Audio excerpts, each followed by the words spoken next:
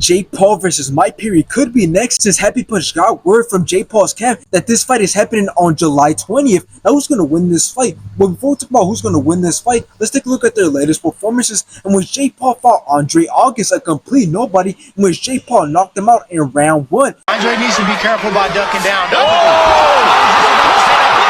After this, Jake Paul wanted to fight another complete nobody, Ryan Borland, in which Jake Paul put a lot of punishment on Ryan Borland, and the rest enough and stopped the fight in round 1. End it right here, right now.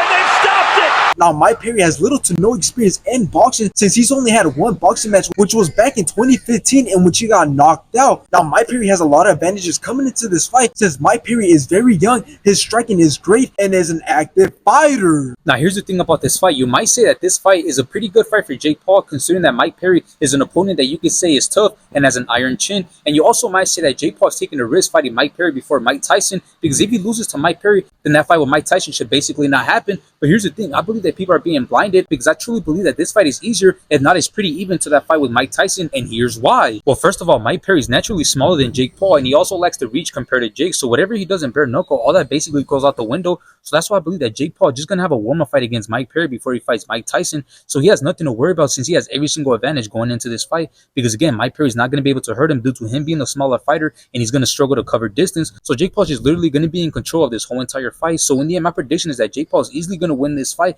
and I do see him getting the knockout.